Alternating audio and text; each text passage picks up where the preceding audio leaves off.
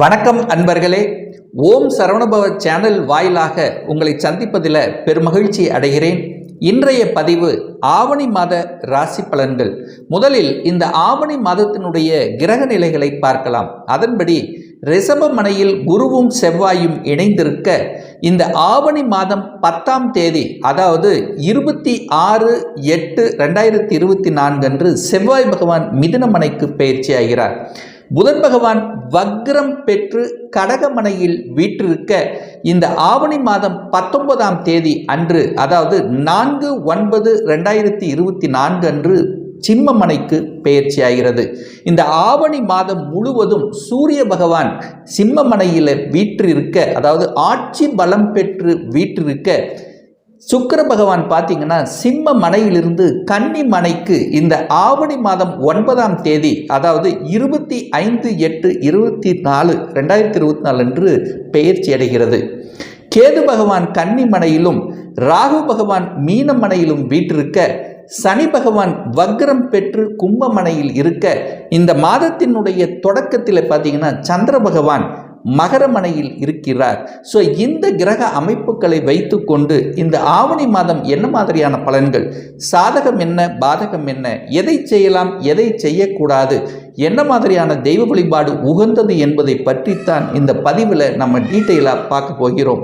அதற்கு முன்னால் நம்முடைய சேனலை ஃபர்ஸ்ட் டைம் நீங்கள் பார்ப்பவர்கள் என்றால் மறக்காம சப்ஸ்கிரைப் பண்ணிக்கிங்க.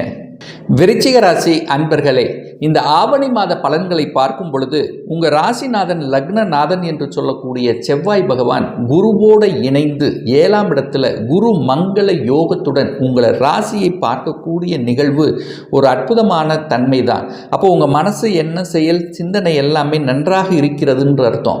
ஆனால் இந்த செவ்வாயானது இந்த ஆவணி மாதம் 10ஆம் தேதி, அதாவது 26/8/2024 அன்று செவ்வாய் 8ல் போய் மறைகிறார். அதாவது உங்கள் ராசிநாதன் 8ல் போய் மறைகிறார்.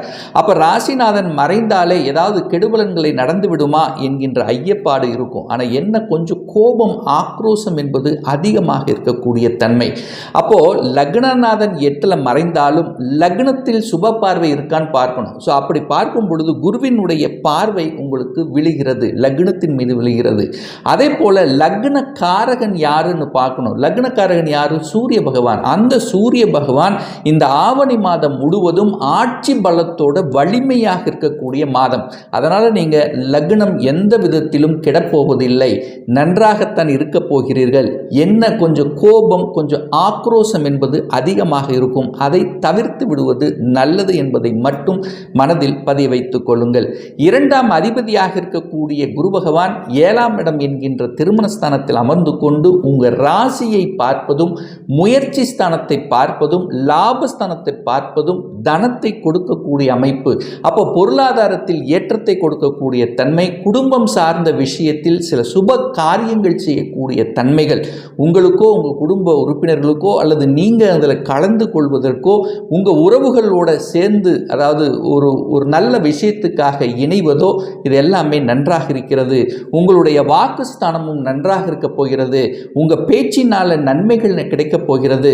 பேச்சின் மூலமாக செய்யக்கூடிய தொழில்கள் மூலமாக நல்ல அனுகூல வாய்ப்புகள் தரக்கூடிய, எந்த இடத்தில் எதை பேசணுமோ அதை சரியாக பேசக்கூடிய தன்மை, சூரியனை போல இருக்கக்கூடிய தன்மை அத்தனையும் இந்த மாதம் சிறப்பாக இருக்கு. 3ஆம் இடம் என்பது தைரிய வீரிய ஸ்தானம் அல்லவா? அந்த தைரிய வீரிய ஸ்தானத்தின் அதிபதியாக இருக்கக்கூடிய சனி பகவான் தனக்கு 2ஆம் இடத்தில் அமர்ந்து வக்ரம் பெற்றிருக்கின்ற காரணத்தாலும் அந்த 3ஆம் இடத்தை குருவினுடைய பார்வை, ஒரு சுபருடைய பார்வை, உங்கள் தனாதிபதியினுடைய பார்வை இருக்கின்ற காரணத்தால முயற்சினால உங்களுக்கு அனுகூலங்கள் கிடைக்கக்கூடிய தன்மை, பிரயாணங்கள் மூலமாக லாபங்கள் கிடைக்கக்கூடிய தன்மை, டிராவல் மூலமாக உங்களுக்கு பணவரவு கிடைக்கக்கூடிய தன்மை, வியாபார யுக்திகள் கையாளக்கூடிய தன்மை சிறப்பாக இருக்கக்கூடிய வாய்ப்புகள், சந்தர்ப்பங்கள் உண்டு. அதே சமயத்தில் சகோதரர்கள் மூலமாக மட்டும் கொஞ்சம் விட்டு கொடுத்து அனுசரணையோடு செல்லணும். என செவ்வாய் போய் 8ல் மறைகின்ற காரணத்தால் இந்த சகோதர வகையில், இளைய சகோதரர்கள் சார்ந்த வகையில் கொஞ்சம் ஒரு மனஸ்தாபங்கள் வராமல் பார்த்து கொள்வதும் நல்லதுங்கிறத மட்டும் ஞாபகத்தில் வைத்துக் கொள்ளுங்கள். 4ஆம் இடத்துல சுகஸ்தானத்தில் சனி பகவான் அமர்ந்து கொண்டு சில சுகங்களை கெடுத்து கொண்டிருந்தார் அப்படின்னு சொல்லலாம். இப்போ சனி பகவான் வக்ரமாகி விட்டது.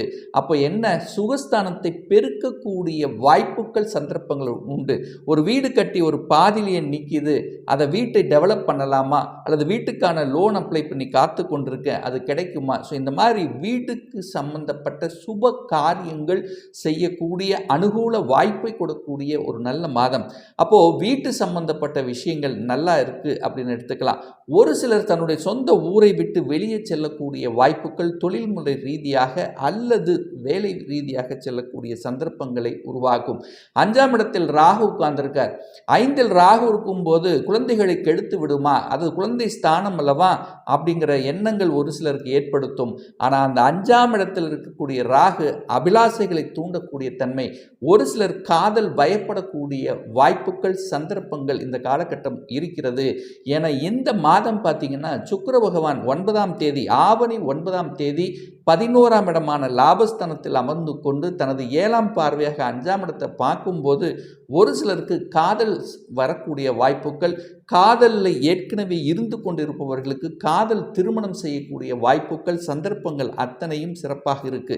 ஏன்னா 5க்குரியவன் 7ஆம் இடத்தில் அமர்ந்து கொண்டு உங்கள் ராசி 11ஆம் இடத்தை பார்க்கும்போது உங்களுடைய எண்ணங்கள், உங்களுடைய அபிலாசைகள் அத்தனையும் நிறைவேறக்கூடிய தன்மை இருக்கிறது. குழந்தைகள் படிப்பு நன்றாக இருக்கும். படிப்புக்காக வெளிநாட்டு செல்லக்கூடிய அல்லது தன்னுடைய சொந்த ஊரை விட்டு அதர் ஸ்டேட் அந்நிய மாநிலத்துக்கு செல்லக்கூடிய வாய்ப்புகள் சந்தர்ப்பங்கள் இந்த காலகட்டம் உங்களுக்கு சிறப்பாக அமைகிறது. இந்த விருச்சிக ராசி அன்பர்களுக்கு என்ன, 6க்குரியவன் 8ல் போய் மறைகிறார். அப்போ 6, 8 கனெக்ட் ஆகி இருக்கின்ற காரணத்தால், அது தனஸ்தானத்தை பார்க்குற காரணத்தால் கொஞ்சம் என்ன, கடன் சார்ந்த விஷயத்துக்கு போயிடக்கூடாது.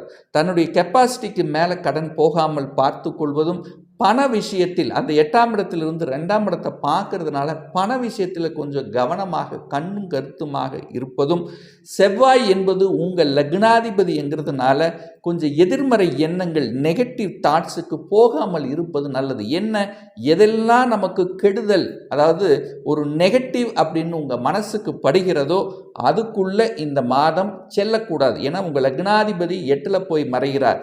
அவரே 6க்குரியவனாக இருக்கிறதுனால நீங்களே கெடுத்து கொள்ளக்கூடிய வாய்ப்புகள் சந்தர்ப்பங்களை உருவாக்கும். அதற்கு மட்டும் இசை பணியக்கூடாது. என்ன, கொஞ்சம் பேச்சு, கோபம், வன்மையாகக்கூடிய, உங்களை தூண்டக்கூடிய, உங்களை டெம்ப்ட் ஆகக்கூடிய சில விஷயங்கள் நடந்தாலும் நீங்கள் அதை பற்றி பெருசாக எடுத்துக்க கூடாதுங்கிறது தான் இந்த இடத்துல நான் சொல்கிறேன். அதே சமயத்தில் பார்த்தீங்கன்னா 9ஆம் இடத்தில் இப்போ புதன் பகவான் உட்கார்ந்திருக்கார். 8க்குரியவன் 9ல் இருக்கார். அதற்கப்புறம் 10ஆம் இடத்தில் சூரியனோடு சேர்ந்து இருக்கார். அப்போ புதன் அதே 11ஆம் அதிபதியாக இருக்கின்ற காரணத்தால் 8க்குரியவன் 11ஆம் அதிபதியாக இருந்து 10ஆம் இடத்தில் சூரியனோட புதன் ஆதித்ய யோகத்துடன் இருக்கின்ற காரணத்தாலும் 10க்குரியவன் 10ஆம் இடத்திலேயே வலிமை பெற்றிருக்கின்ற காரணத்தால் தொழில் ரீதியாக நல்ல மாற்றங்கள், திடீர் அதிர்ஷ்ட வாய்ப்புகள் உங்களுக்கு கொடுக்கக்கூடிய தன்மை.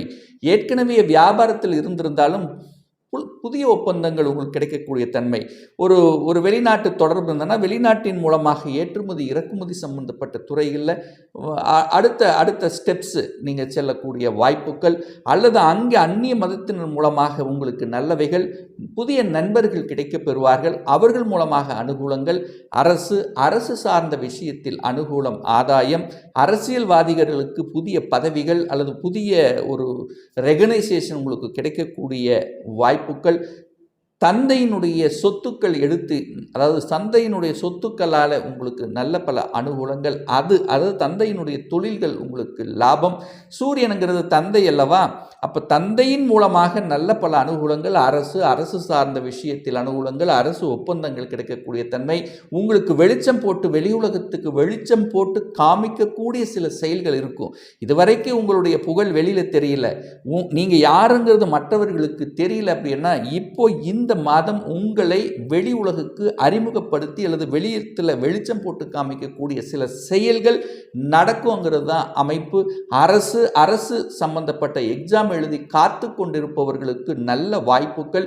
ஒரு சிலர் அரசாங்க வேலைக்குத்தான் நான் செல்லணும் என்கின்ற எண்ண உறுதிப்பாடு எடுத்து அதில் என்ட்ரி ஆகக்கூடிய வாய்ப்புகள், சந்தர்ப்பங்கள் அத்தனையும் உங்களுக்கு சிறப்பாக இருக்கிறது. திருமணம் சார்ந்த சுப காரியங்கள் நடக்கக்கூடிய அமைப்பு. ஏன்னா இதுவரைக்கும் குரு 7ஆம் இடத்தில் இருக்கார்.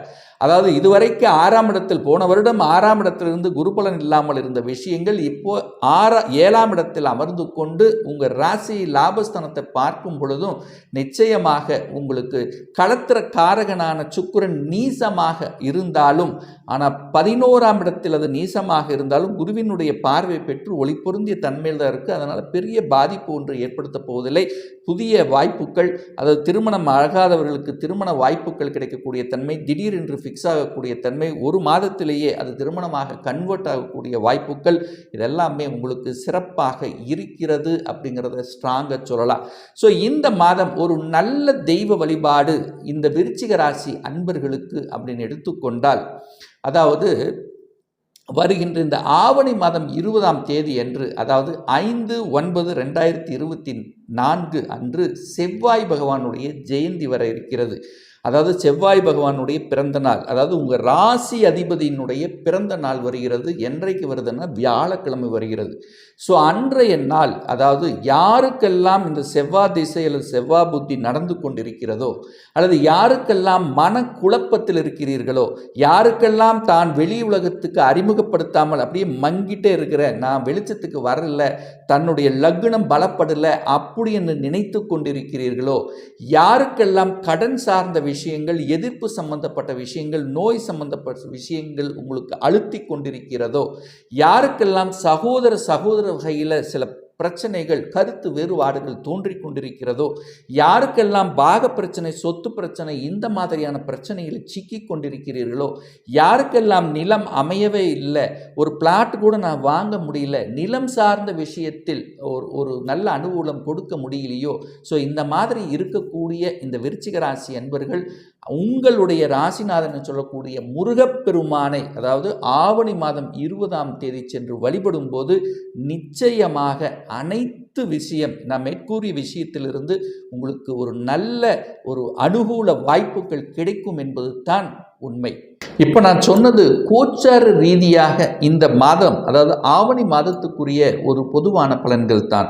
இந்த ராசி நட்சத்திரத்தில் பார்த்தீங்கன்னா பல லட்சக்கணக்கான பேர் இருப்பீங்க. எல்லாருக்கும் ஒரே மாதிரியான பலன்கள்ங்கிறது நிச்சயமாக இல்லை. ஒவ்வொருத்தரும் டிஃப்ரெண்ட். ஒவ்வொருத்தருடைய ஜாதக அமைப்புகளும் தசாபுத்திகளும் மாறுபடும். இந்த மாத பலன்களை கண்டினியூஸாக ஒரு 3 மாதத்துக்கு தொடர்ந்து பாருங்கள். இதில் சரியாக வரலன்னா உங்களுக்கு தசா புத்தியில் ஏதாவது ஒரு வகையில், அதாவது 6, 8, 12 தொடர்பை பெற்றிருக்கும் அப்படிங்கிறது தான் அமைப்பு. சரி, ஒரு துல்லிய பலன் வேணும் அப்படின்னா உங்கள் ஜாதகத்தில் கிரகங்கள் எப்படி இருக்கிறது, என்ன ஆதிபத்தியத்தில் இருக்குது, எந்தெந்த டிகிரியில் இருக்கா, இப்போ தசா புத்தி அந்தரம் சூட்சம் என்ன நடக்கிறது, இதை பொறுத்து நீங்கள் கேட்கக்கூடிய எந்த கேள்வியாக இருந்தாலும் சரி, இந்த 2024ஆம் வருடம் சொந்த தொழில் செய்வதற்கான விதி கொடுப்பினை நம்முடைய ஜாதகத்தில் இருக்கிறதா, அப்படி இருக்கக்கூடிய பட்சத்தில் எந்த தொழிலை நம்ம செய்யலாம், என்ன படிப்பு படித்தால் நமக்கு மிகவும் நன்று, அல்லது எப்போ நமக்கு திருமணம் ஆகும், திருமணம் தடைப்பட்டு கொண்டே இருக்கிறது, எப்போ தான் நமக்கு திருமணம் நடக்கக்கூடிய சந்தர்ப்பங்களை உருவாக்கும், எப்போ நமக்கு குழந்தை பேர் உண்டாகும், எப்போ நம்ம வீடு கட்டலாம், எப்போ எனக்கு ப்ரமோஷன் கிடைக்கும், இது போன்ற கேள்விகளுக்கு துல்லிய பலனை நம்மால் கூற முடியும். ஒரு பர்சனல் கன்சல்டேஷன் எடுத்துக்கணும், ஒரு சுய ஜாதகம் பார்க்கணும் என்று விருப்பமுடைய அன்பர்கள் டிஸ்பிளே தெரியக்கூடிய நம்பருக்கு வாட்ஸ்அப் மூலியமாகவோ ஃபோன் கால் மூலியமாகவோ தொடர்பு கொண்டு அப்பாயின்மெண்ட் பெற்றுக்கொண்டு கன்சல்டேஷன் எடுத்துக்கலாம். நிச்சயமாக இந்த பதிவு ஏதாவது ஒரு ரூபத்தில் உங்களுக்கு யூஸ்ஃபுல்லாக இருக்குங்கிறதுல எந்தவித மாற்று கருத்தும் கிடையாது.